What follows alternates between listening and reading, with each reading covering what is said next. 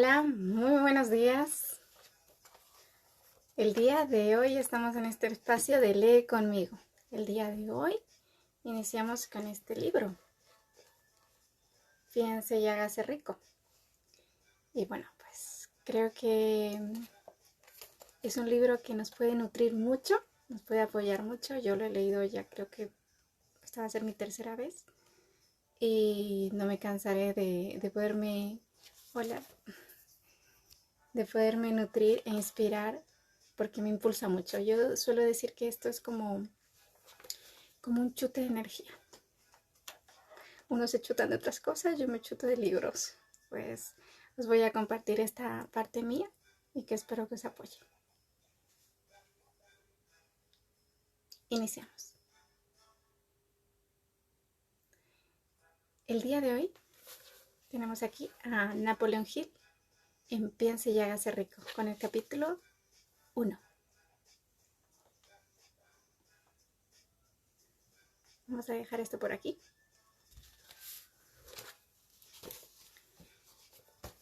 Y dice así. Introducción. Vamos a ver si logramos esto colocarlo. Tenemos algo de fondo, espero que no moleste. Y dice: El hombre que pensó su camino en compañía, de Thomas Edison. Realmente los pensamientos son cosas, y cosas poderosas cuando se mezclan con propósitos definidos, perseverancia y un ardiente deseo de traducirlos en riquezas y en objetos materiales. Hace poco más de 30 años, Edwin C. Barnes descubrió lo cierto que es que los hombres que realmente piensan se hacen ricos. Su descubrimiento no fue de una sola vez, llegó poco a poco, comenzando con el imperioso deseo de llegar a ser socio del gran Edison. Una de las principales características del deseo del señor Barnes era que estaba definido. Quería trabajar con Edison, no para él, sino observar detenidamente la descripción de cómo convirtió sus deseos en realidad. Logrará una mayor comprensión de los 13 principios que se traducen en este libro. Cuando ese deseo, el que tengas tú, querido oyente, ese impulso del pensamiento se cruce por tu mente como le pasó a C. Barnes, que aún no estaba en las condiciones de hacer nada con Edison, los dos inconvenientes que él tuvo que obstaculizaban su camino era que no conocía a Edison y no tenía el suficiente dinero para pagarse un billete de ferrocarril hasta Orange, New Jersey. Estos dos impedimentos hubieran sido suficientes para desalentar a cualquiera de que realizase algún intento de llevar a cabo su deseo. Pero no se trataba de un deseo cualquiera. Estaba tan decidido a encontrar el camino para cumplirlo que finalmente decidió arriesgarse a viajar en un borreguero antes que darse por vencido. En otras palabras, se fue a Orange en un tren de mercancías. Se presentó en el laboratorio de Edison y anunció que había ido a hacer negocios con el inventor, refiriéndose a su primera reunión con Barnes. Edison dijo años más tarde: estaba frente a mí, con un aspecto de vagabundo corriente, pero había algo en la expresión de su rostro que transmitía la impresión de que estaba dispuesto a conseguir lo que se había propuesto. Había aprendido, tras años de experiencia, Edison, con distinto tipo de hombres que había conocido, que cuando uno realmente desea algo tan profundamente que está dispuesto a jugarse todo su futuro por ello, tiene todas las de ganar. Le di la oportunidad que me pidió, porque vi que estaba decidido a no ceder hasta alcanzar el éxito. Lo que ocurrió después me confirmó que no me había equivocado, nos dice Edison. Lo que el joven Barnes le dijo al señor Edison en esta ocasión fue mucho menos importante que aquello que pensaba. Él mismo, Edison, lo dijo. No había nada en el aspecto del joven que le pudiera facilitar su lugar en la oficina con Edison. Más bien estaba en su contra. La importancia era lo que pensaba. Si se pudiera transmitir la importancia de esta afirmación a cualquier persona que estuviera leyendo, no habría ninguna necesidad de leer el resto del libro. Barnes no consiguió su asociación con Edison en su primera entrevista. Tuvo la oportunidad de trabajar en las oficinas de Edison por un salario muy bajo realizando tareas que carecían de importancia para Edison, pero no para Barnes, pues le proporcionaron la oportunidad de mostrar su mercancía, donde su socio pueda verla. Buenos días.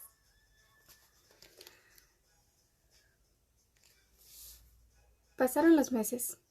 Aparentemente no ocurrió nada que acercarse a Barnes a alcanzar el codiciado objetivo que había creado en su interior, como su principal objeto definido. Sin embargo, algo importante estaba ocurriendo en su pensamiento. Su deseo de convertirse en socio de Edison se iba intensificando constantemente. Los psicólogos han dicho con acierto que cuando uno está realmente preparado para una cosa, hace que aparezca. Barnes estaba listo para asociarse con Edison y además estaba decidido a permanecer así hasta que surgiera la oportunidad que estaba buscando. No se dijo a sí mismo, vaya, no sirve de nada, supongo que acabaré cambiando de opinión y buscaré un trabajo de vendedor. No, por el contrario, se dijo, vine aquí a hacer negocios con Edison y voy a lograrlo, aunque me cueste lo que me queda de vida. Y lo decía muy en serio. ¿Qué diferente sería la historia de los hombres si adoptaran un propósito definido y se atuvieran a él hasta que con el tiempo se convirtiera en una obsesión perseverante? Tal vez el joven Barnes no lo supiera en ese momento, pero su determinación inamovible y su perseverancia de mantenerse firme en su único deseo estaba destinada a terminar con todos los obstáculos y traerle la oportunidad que estaba buscando. Cuando la oportunidad llegó, apareció en una forma y con una dirección muy distinta a la que Barnes había esperado. Es uno de los caprichos de la oportunidad, ya que tiene el astuto hábito de entrar silenciosamente por la puerta trasera y muchas veces llega disfrazada de mala suerte o de fracaso temporal. Quizás esta sea la razón por la que tantas personas no son capaces de identificarlas como oportunidades. El señor Edison acababa de perfeccionar un nuevo dispositivo conocido por aquellos entonces como la máquina de dictar de Edison. Sus vendedores no estaban muy entusiasmados con el aparato. No creyeron que pudieran vender sin emplear grandes esfuerzos. Barnes halló su oportunidad. Había aparecido silenciosamente en forma de una máquina extraña que no interesaba a nadie, excepto a Barnes y a su inventor. Barnes supo que él podría vender la máquina de dictar de Edison. Se lo propuso a Edison y enseguida obtuvo su oportunidad. Obviamente, vendió la máquina. De hecho, lo hizo con tanto éxito, que Edison le adjudicó un contrato para distribuirla y comercializarla por todo el país. Gracias a esta asociación mercantil apareció el famoso eslogan hecho por Edison e instalado por Barnes. Su alianza comercial fue un gran éxito durante más de 30 años. Gracias a ella, Barnes se hizo rico, pero también logró algo que infinitamente más grande. Demostró que uno realmente puede pensar y hacerse rico. No tengo forma de saber cuánto tiempo en efectivo proporcionó a Barnes su deseo. Tal vez fueran 2 o 3 millones de dólares, pero dicha cantidad, sea cual fuere, se vuelve insignificante cuando se la compara con la gran virtud que adquirió en forma de conocimiento definitivo de que un impulso intangible del pensamiento puede convertirse en su homólogo material con la aplicación de los principios conocidos. Barnes literalmente creyó en una asociación con el gran Edison. Se vio como dueño de una fortuna. No tenía nada que empezar excepto la capacidad para saber lo que quería y la determinación de permanecer fiel a ese deseo hasta hacerlo realidad. No tenía dinero con el que comenzar. Su educación era muy escasa y carecía de influencias. Pero sí tenía iniciativa, fe y el deseo de triunfar. Con estos poderes intangibles, se convirtió en el socio número 1 del inventor más grande que jamás ha existido. Ahora consideremos una situación muy diferente y analicemos a un hombre que tuvo un montón de pruebas tangibles de riquezas, pero que perdió porque se detuvo a 1 metro de donde se hallaba la meta que se había propuesto. A 1 metro del oro. Una de las causas más comunes del fracaso es el hábito de claudicar cuando a uno lo vence una frustración temporal. Todo el mundo es culpable de este error en un momento u otro. Más que culpable, creo responsable. Un tío de R.U. Derby fue presa de la fiebre del oro. Cuando tuvo lugar el fenómeno y se fue al oeste a cavar y hacerse rico, desconocía que se ha extraído más oro del pensamiento del ser humano que de la tierra. Consiguió una licencia y fue a trabajar con un pico y una pala. Su partida fue dura, pero su deseo de encontrar oro era inquebrantable. Tras varias semanas de trabajo, obtuvo la recompensa de descubrir una veta de este brillante mineral. Necesitaba maquinaria para extraerlo a la superficie. Con gran discreción tapó la mina, volvió sobre sus pasos a casa en Williamsburg, Maryland, y les habló a sus familiares y algunos vecinos de su descubrimiento. Entre todos reunieron el dinero para adquirir la máquina necesaria y Derby y su tío regresaron a la mina para seguir trabajando. Extrajeron de la cantera su primer carro de mineral y lo enviaron a un fundidor.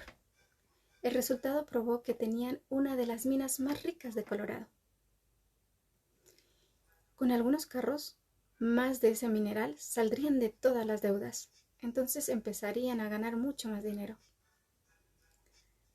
Hacia abajo fueron las taladradoras, hacia arriba fueron las esperanzas de Derby y su tío.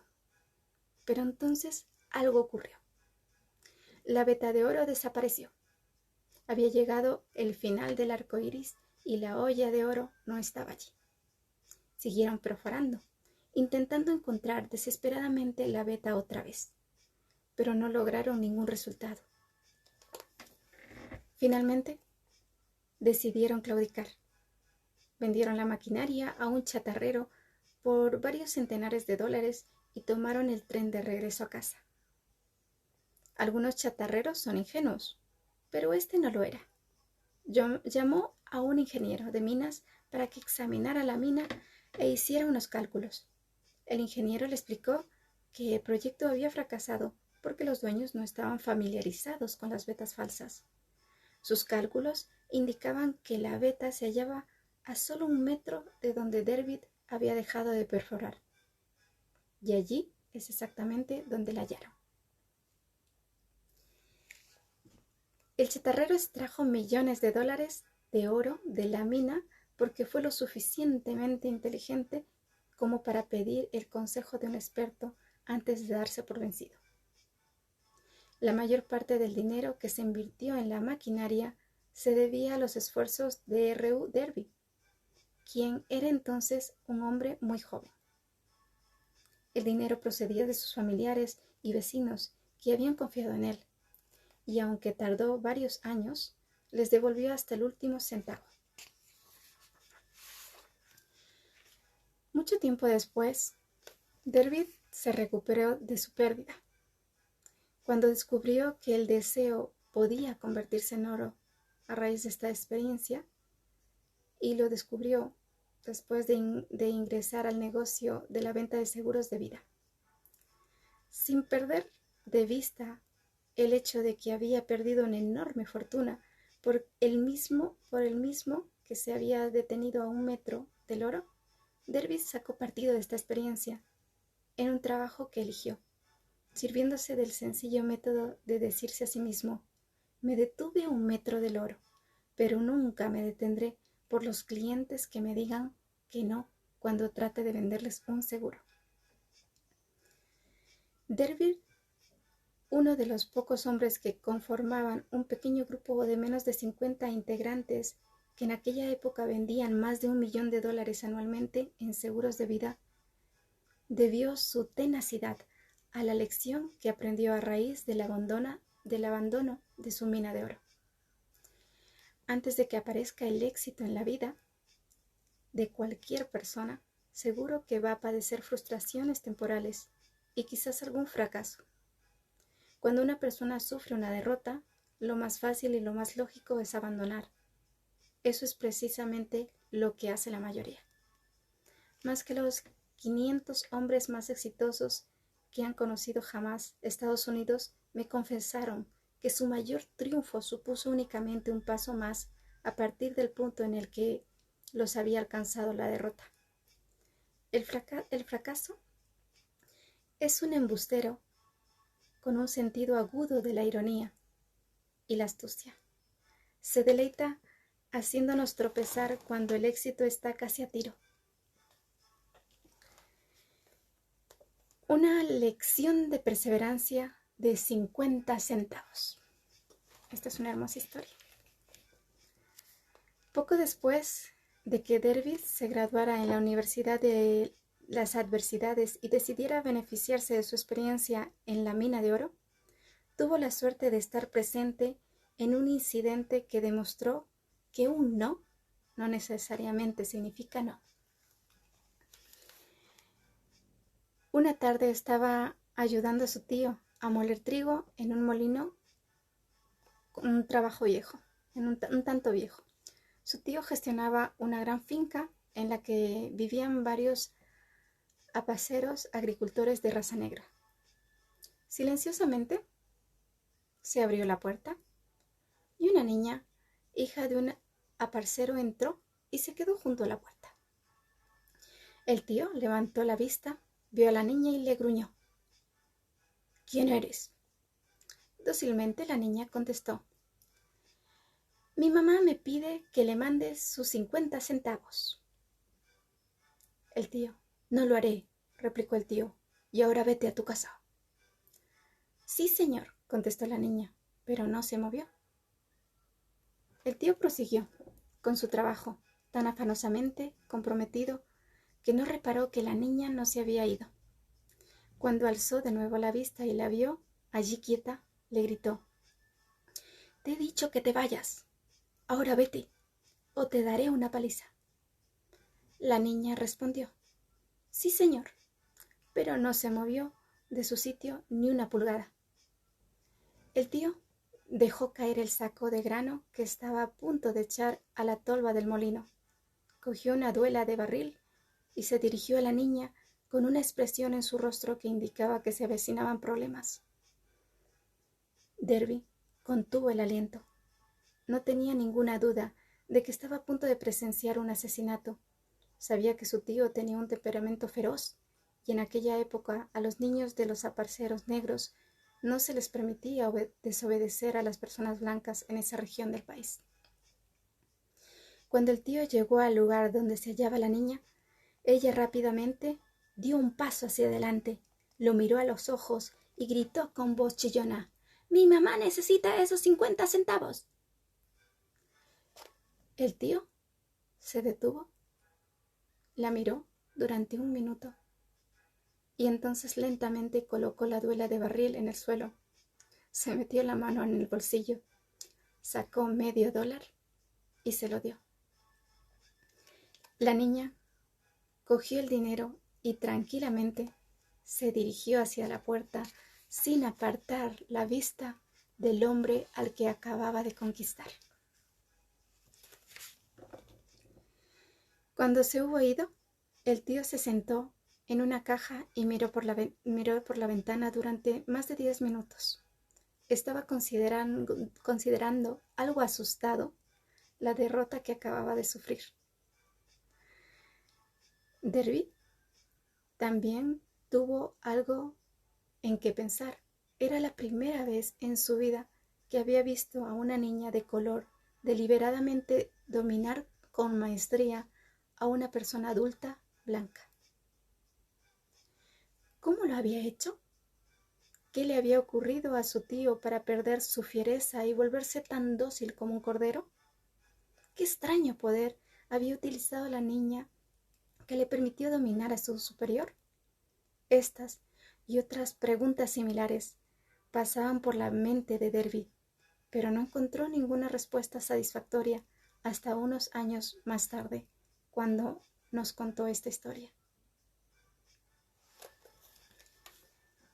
Curiosamente, escuché el relato de esta inusual experiencia en el viejo molino, en el mismo lugar donde su tío recibió la lección. Curiosamente también ya había dedicado casi un cuarto de siglo al estudio de ese poder que le permitió a esa niña, de color ignorante y analfabeta, conquistar a un hombre inteligente. Mientras estábamos allí, en ese viejo molino mohoso, Derby repitió la historia de esta conquista excepcional y acabó preguntándome: ¿cómo te lo explicas? ¿Qué extraño poder usó aquella niña que dominó completamente a mi tío? Las respuestas a esta pregunta la encontrará en los principios descritos en este libro. Es completa y categórica. Contiene detalles e instrucciones suficientes como para permitirle a cualquier comprender y aplicar el mismo poder con el que la niñita tropezó accidentalmente. Mantenga su mente alerta y observará exactamente cuál fue el poder extraño que acudió al rescate de la niña. En el siguiente capítulo hallará una visión fugaz de este poder. En alguna parte de la obra encontrará una idea que estimulará sus poderes receptivos y pondrán en sus manos para su propio beneficio este mismo poder irresistible. La comprensión de este poder puede llegarle en el primer capítulo o puede destellar intermitentemente en alguno de los siguientes. Puede aparecer a forma de una sola idea o tal vez en la naturaleza de un plan o un propósito. De nuevo, puede hacerle regresar a sus experiencias pasadas que implicaron un fracaso o derrota y sacar a la luz alguna lección gracias a la cual podrá recobrar todo lo que perdió con aquella derrota. Tras describirle a Derby el poder que inadvertidamente había utilizado la niñita, este repaso en un instante sus 30 años de experiencia como vendedor de seguros de vida y reconocido con franqueza que su éxito en ese campo fue debido en gran medida a la lección que había aprendido con aquella niña.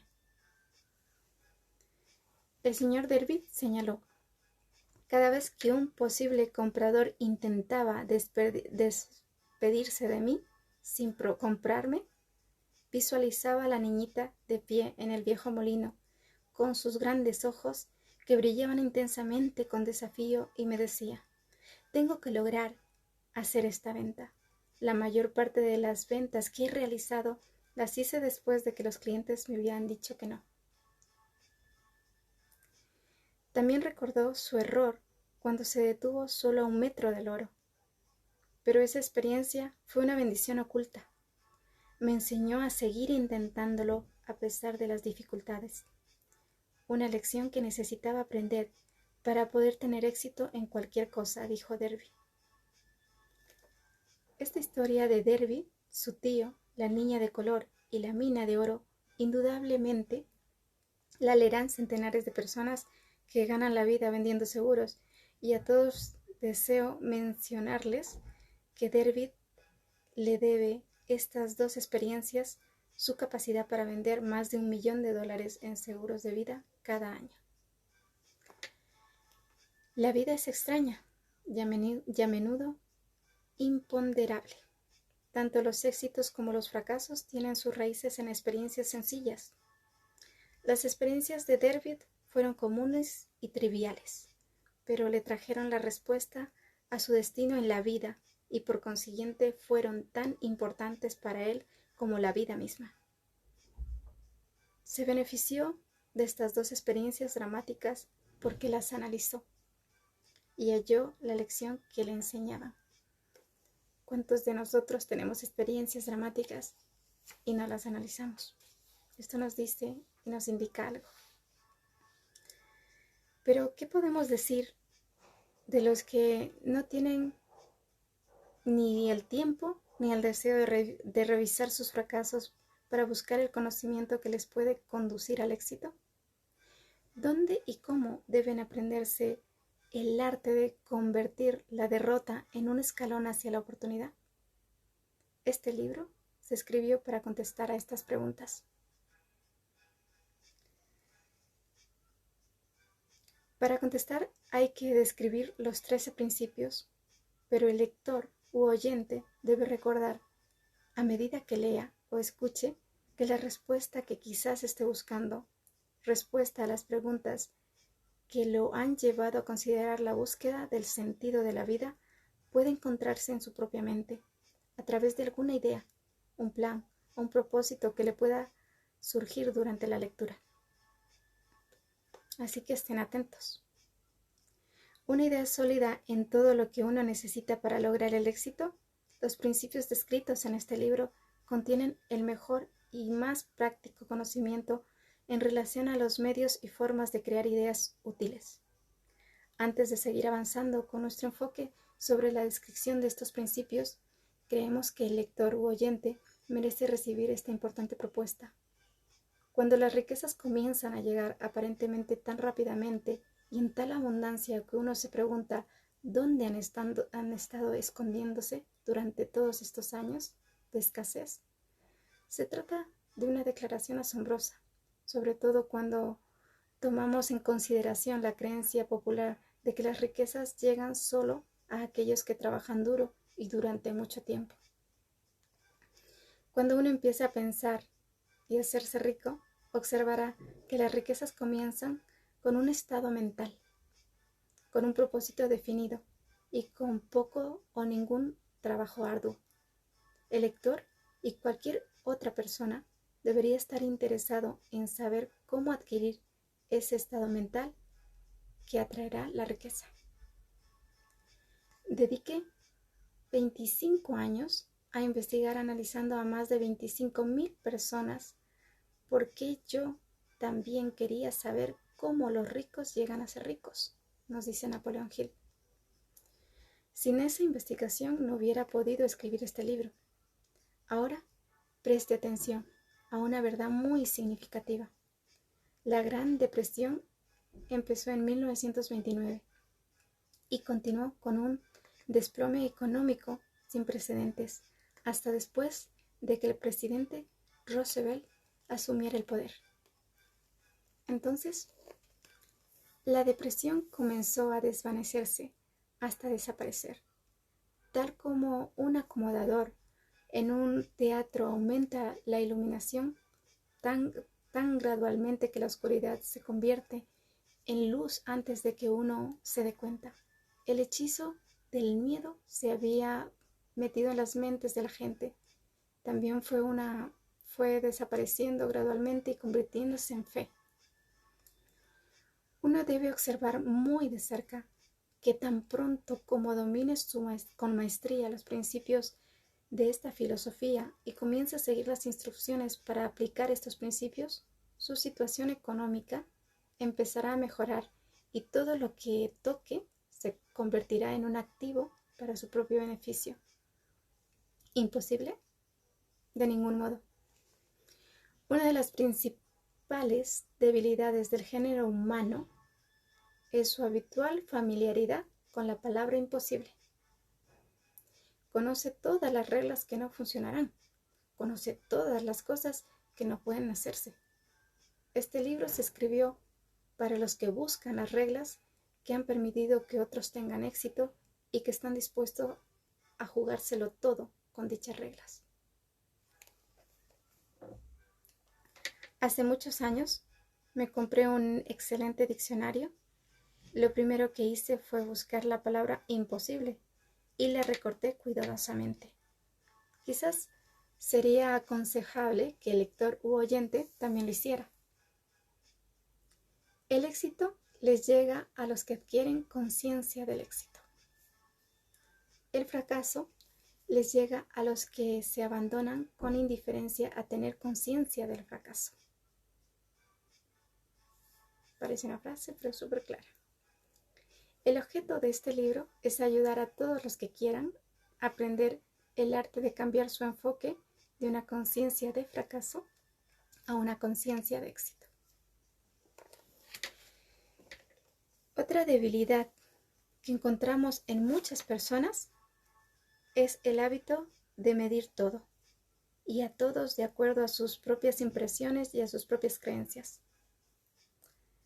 Algunos de los que leerán este libro creerán que nadie puede pensar y hacerse rico. No pueden pensar en términos de riqueza porque su forma habitual de pensar está sumida en la pobreza, la necesidad, la miseria, el fracaso y la derrota. Estas personas desafortunadas me recuerdan a un chino distinguido que fue a Estados Unidos a recibir una educación americana. Asistió a la Universidad de Chicago. Un día el presidente Harper se encontró con este joven oriental en el campus. Se detuvo a charlar con él varios minutos y le preguntó qué era lo que le había impresionado más de los estadounidenses. Bueno, exclamó el chino, la extraña forma de sus ojos. Tienen unos ojos muy raros, dijo el chino. ¿Qué decimos nosotros de los chinos? Pues lo mismo, que tienen unos ojos muy raros. Nos negamos a creer lo que no comprendemos. Creemos ingenuamente que nuestras propias limitaciones son la medida correcta de las limitaciones en general. Por supuesto, los ojos de los demás pueden parecernos muy raros porque no son iguales a los nuestros. ¿Se entiende esto? Millones de personas observan los logros de Henry Ford y lo envidian por su buena fortuna, suerte o genialidad, o cualquier cosa a la que atribuyesen su riqueza. Quizás una persona de cada 100,000 conozca el secreto del éxito de Henry Ford, pero los que lo conocen, son demasiado modestos o demasiado reacios a hablar de ello debido a su simplicidad. Un solo ejemplo ilustrará el secreto perfectamente. Hace varios años, Henry Ford decidió fabricar su famoso motor V8. Eligió hacer un motor con los 8 cilindros ubicados en un solo bloque y dio instrucciones a sus ingenieros para que crearan el diseño del motor.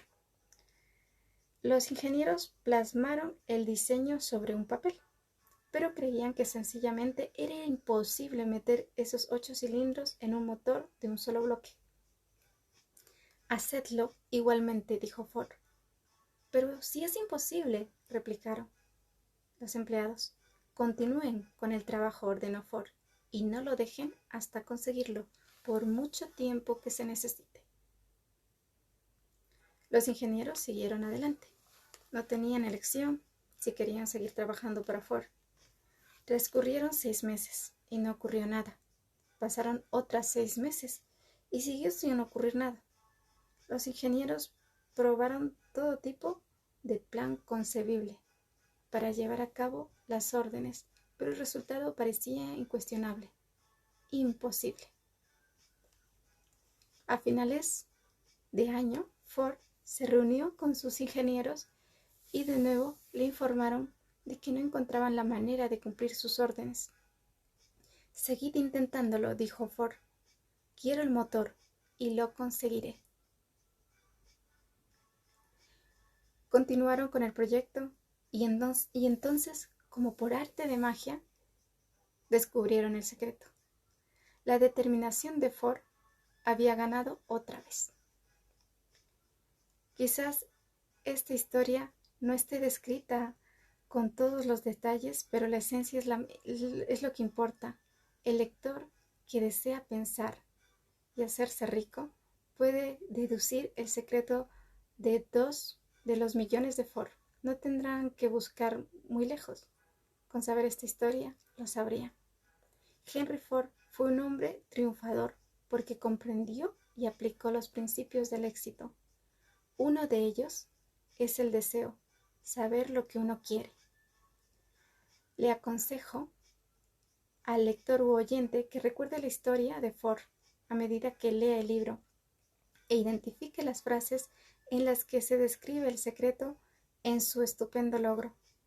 Si puede hacerlo, si puede señalar con el dedo el grupo concreto de principios con los que Henry Ford se hizo rico, entonces puede igualarse a sus logros en casi cualquier profesión para la que se adecue.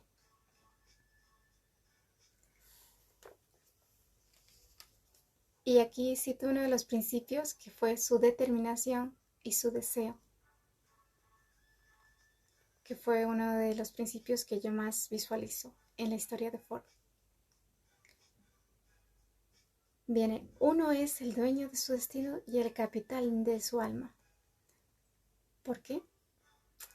Cuando Henley escribió las líneas proféticas, «Soy el dueño de mi destino, soy el capitán de mi alma», deberían habernos informado de que nosotros somos los dueños de nuestro destino y los capitanes de nuestra alma, porque tenemos el poder de controlar nuestros pensamientos. No debería haber dicho que el éter en el que aflora esta pequeña tierra en el que nos movemos y tenemos nuestro organismo es una forma de energía que vibra a una velocidad inconcebible y alta, o que está compuesto por un tipo de poder universal que se adapta a la naturaleza de los pensamientos, que fluyen en nuestra mente y nos influyen de manera natural para convertirse en nuestros pensamientos en su equivalente físico. O sea, le faltó a Henley decirnos esto. Si el poeta nos hubiera contestado esta gran verdad que acabo de mencionar, sabríamos por qué somos los dueños de nuestro destino y los capitanes de nuestra alma. Nos debería haber dicho con gran énfasis que este poder no intenta discriminar entre pensamientos destructivos y pensamientos constructivos y que nos instará a transformar en realidad física los pensamientos relacionados con la pobreza con la misma velocidad con que nos influirá a actuar sobre los pensamientos relacionados con la riqueza. Nos debería haber dicho también que nuestros cerebros se magnetizan con los pensamientos que dominan nuestra mente y que por medios con los que no estábamos familiarizados, estos imanes atraen hacia nosotros las fuerzas, las personas y las circunstancias que están en armonía con la naturaleza de nuestros pensamientos dominantes. Y aquí me viene a decir qué importante es saber cuáles son nuestros pensamientos dominantes. Y si son negativos, empeñarnos en cambiar de dirección para que no se materialicen. Por eso se dice que atraes en cómo vibras, cómo sientes. Nos debería haber dicho que antes de que podamos acumular riquezas de manera abundante en cualquier área de tu vida, debemos magnetizar nuestra mente con el intenso deseo de tener riquezas y debemos adquirir la conciencia del dinero hasta que el deseo por el dinero nos lleve a crear unos planes definidos a fin de adquirirlo.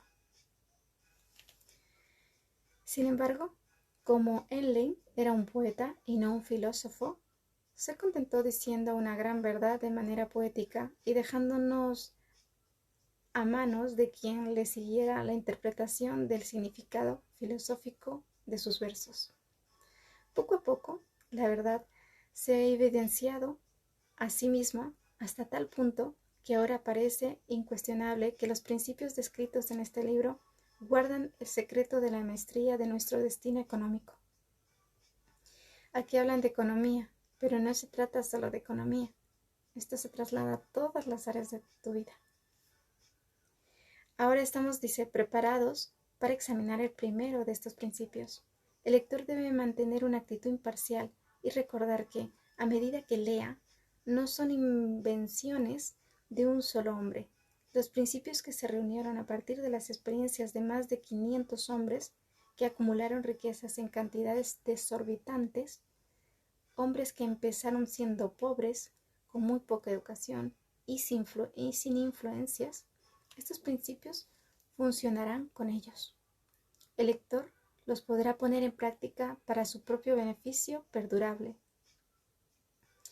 Descubrirá que es fácil hacerlo.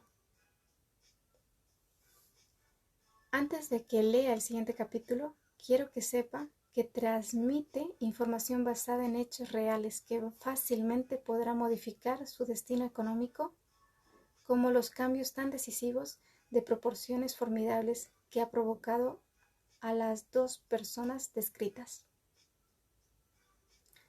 Quiero que sepáis también que la relación entre estos dos hombres y yo es tal que podría haberme tomado toda la libertad para explicar sus historias si las hubiera deseado.